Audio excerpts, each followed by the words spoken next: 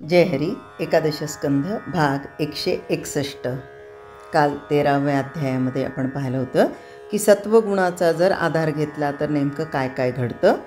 आता आज रजतम या गुणांचा आधार घेतला तर काय होतं ते बघूया. रजोगुण आणि तमोगुण वाढू लागले म्हणजे नाना प्रकारचे भ्रष्टाचार, पाखंड आणि वेदविरुद्ध विचारप्रवाह सुरू होतात.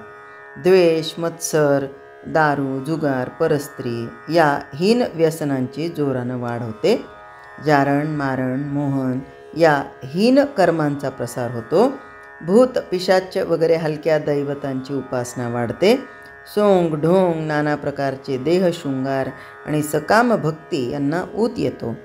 गप्पा ठोकण्यात, चव्हाट्यावर बसून निंदा करण्यात किंवा बुद्धिबळ खेळण्यात लोक वेळ वाया घालवतात. अधर्माचा विधिनिषेध राहत नाही. देहभोग कितीही भोगले तरी मनाची तृप्ती होत नाही. अनेक संकल्प विकल्पांनी ग्रस्त झालेलं मन भ्रमात सापडतं आणि मरणाला विसरून अशाश्वताच्या नादी लागतं. पदोपदी विपरीत अनुभव आला तरी आपलं खरं सुख कशात आहे याचा विवेक होतच नाही. देहानं माणूस असून तो कुत्र्यासारख्या हीन प्राण्याच्या भूमिकेवर जीवन जगतो आणि असं होऊ नये त्याच्या बाबतीत. म्हणून मग पुढे नाथ महाराजांनी हंसगीतेचं वर्णन या आपल्यासारख्या सर्वसामान्यांना सांगितलेलं आहे. आता ते कसं, तर हंसगीतेमध्ये प्रत्यक्ष भगवंतानं सनतकुमारांना आत्मज्ञान सांगितलं. आता हे सनतकुमार म्हणजे पृथ्वी तलावर सगळ्यात पहिल्यांदी ब्रह्मदेवांपासून निर्माण झालेले हे 4 जण. सनक, सनंदन, सनातन, सनत कुमार, हे ते सनत कुमार. त्यांना भगवंतांनी या हंसगीतेमध्ये आत्मज्ञान सांगितलं. आत्मज्ञान होण्याच्या दृष्टीनं मुख्य प्रश्न एकच आहे, तो असा की मूळ आत्मा स्वयंप्रकाश आणि स्वयंसिद्ध असताना त्याचं आपल्याला दर्शन होत नाही, याचं कारण काय? या प्रश्नाचं उत्तर एकच आहे, ते असं की ज्या मनानं आत्म्याचा अनुभव घ्यायचा ते मन दृश्यानं म्हणजेच विषयानं किंवा अनात्म वस्तूनं व्यापून टाकलेलं आहे. दृश्यानं भरलेलं मन बहिर्मुख बनतं आणि कर्तृत्वाच्या आणि भोक्तृत्वाच्या भ्रमानं दृश्यातून सुख घेण्याचा प्रयत्न करतं. शिवाय यामुळे मी देहच आहे असा देहाभिमान हा बळावतो, हा देहावरचा अभिमान बळावतो आणि जागृती, स्वप्न आणि सुषुप्ती या 3 अवस्थांचा अनुभव घेतो. अर्थात स्वानंद मावळून जीव दुःख भोगू लागतो. स्वानंद परत मिळवायचा असेल तर कर्तेपणाचा अभिमान क्षीण होऊन मन अंतर्मुख व्हावं लागतं. आता आम्हाला अगदी सहज सवय असते. चटणी कोणी केली? मी केली. हे कोणी केलं? मी केलं. ते कोणाचं? मी आणलं, माझ्या पसंतीचं. म्हणजे अगदी छोट्या छोट्या गोष्टींमध्ये आपला कर्तेपणा पुढे येतो आणि अभिमान वाढत जातो आणि त्यामुळे काय होतं, आम्हाला स्वानंद हा प्राप्त होत नाही. पण मग तो जर प्राप्त करायचा असेल, मिळवायचा असेल तर अंतर्मुख झालेलं मन आत्मस्वरूपी सावधान राहून देहबुद्धीतून बाहेर पाडल्याच गेलं पाहिजे. इतकंच नाही तर अभ्यासानं अहंकारासकट मन मावळून जातं आणि देहाचं देहपण स्फुरत नाही. देहाचा संपूर्ण विसर पडला म्हणजे अविद्या नाश पावते आणि केवळ प्रारब्धानं त्याचा देह चलनवलन करतो, असा या हंसगीतेचा भावार्थ आहे. आता हे म्हणजे कोण? सनत कुमार. तर हे ब्रह्मदेवाचे मानसपुत्र. त्यांनी आपल्या पित्याला असा प्रश्न विचारला की माणसाचं मन सर्वस्वी दृश्यात गुंतलेलं असतं, ते तिथून निघून आत्मज्ञान कसं करून घेता येईल त्याला? याच्यावर काही उपाय असेल तर सांगा ना. ब्रह्मदेवांचं मन कर्मात गुंतल्यानं मंद प्रतीती झाले होते. त्याला उत्तर त्यांना या प्रश्नाला देता येईना.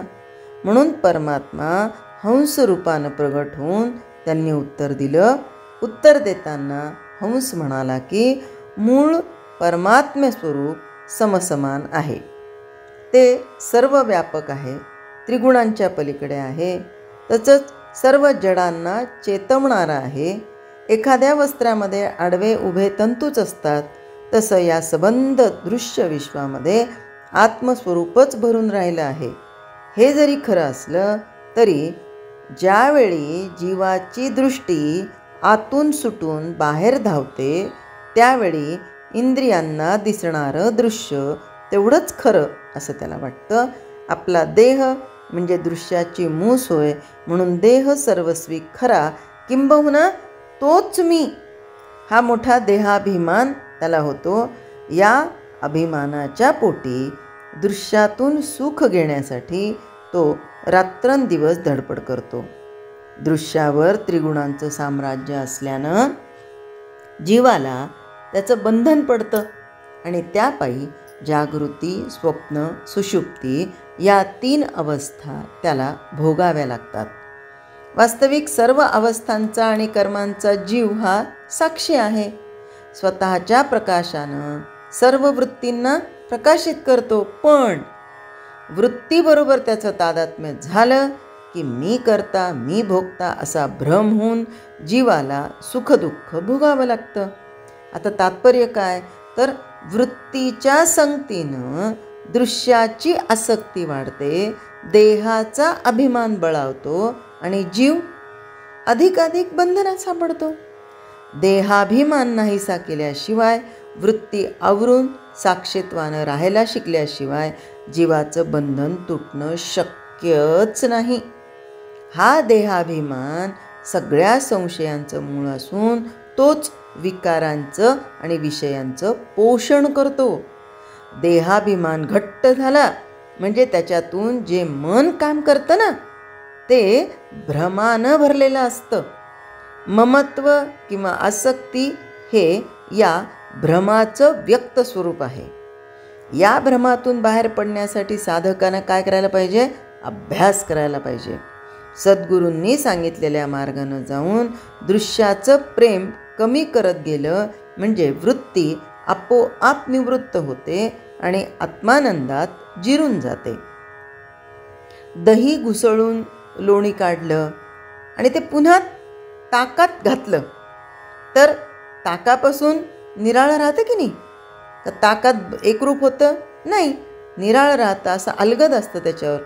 त्याचप्रमाणे प्रवृत्ती गळून पडली की निवृत्ती देखील आपोआप विरून जाते आणि वृत्ती एकदम स्वस्वरूपात एकरूप होते.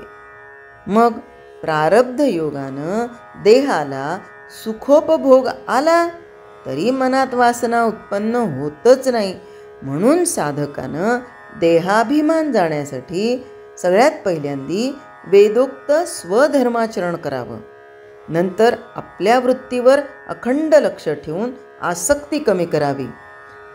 आता प्रत्येक वेळेस आपल्या वृत्तीवर लक्ष कसं ठेवायचं? आत्ता माझ्या मनामध्ये हे विकत घेण्याची इच्छा होती आहे, मग मी तिथेच मनावर कुठंतरी बंधन घालायचं. मला हे गरजेचं आहे का? माझ्यासाठी आवश्यक आहे का? माझ्याकडे नाही आहे का? आणि हा विनाकारण खर्च नाही होणार का? हे असं वृत्ती इकडे तिकडे तिकडे जेव्हा भटकतात, आता मी त्या व्यक्तीचा विचार करते आहे, ती व्यक्ती मला स्वस्वरूपापर्यंत पोहोचवणारी आहे का? ती व्यक्ती संत आहे का? ती व्यक्ती खऱ्या अर्थाने ब्रह्मस्वरूपाला पावलेली आहे का? मग मी त्या व्यक्तीचा विचार करणं म्हणजे रजो आणि तमोगुणाचा माझ्यामध्ये आणखीन भर घालून घेणं आहे. आणि जर मला सत्वगुणाची वाढ करायची असेल तर मी त्या व्यक्तीच्या ऐवजी संतांचा विचार करेल. हे असं सातत्याने आपल्या वृत्तीवर लक्ष केंद्रित करायचं आणि अखंड लक्ष ठेवून हळूहळू आसक्ती कमी करायची. बरं, मन अंतर्मुख करण्याचाही अभ्यास करायचा. आमचं मन चौफेर फिरतं. आज मुलामध्ये गेलं, उद्या मैत्रिणीमध्ये, परवा शेजारणीमध्ये, मग काही वर्षांपूर्वी घडून गेलेल्या घटनेमध्ये, म्हणजे असं कुठे मन भटकतं. तेव्हा त्याला बाहेर नाही जाऊ द्यायचं, त्याला अंतर्मुख करायचं. मग या अंतर्मुखतेमध्ये मी कोण आहे याचा शोध घेता मग काय होईल की इतकं करून देखील देहाभिमान जातच नाही आहे. मग देहाभिमान सोडायला जे जे साधन करावं त्या साधनाचाच अभिमान उत्पन्न होतो. मग आम्ही इतरांना सांगतो, अहो नाही हो, आजकाल काय कुणाशी बोलायची इच्छा होत नाही, असं वाटतं आपलं आपण एकांतात राहावं, बस भगवंताचं नामस्मरण करावं. हा सुद्धा त्या साधनेचा अभिमान आहे बरं का. आणि हे तर सगळ्यात मोठं संकट आहे. म्हणून देहाभिमान जाण्यासाठी भगवंताचं अखंड नामस्मरण करत जावं. भगवंताचं कीर्तन करून त्याला सर्व भूतांच्या ठिकाणी पाहण्याची भावना केली तरच आणि तरच देहाभिमान गळतो.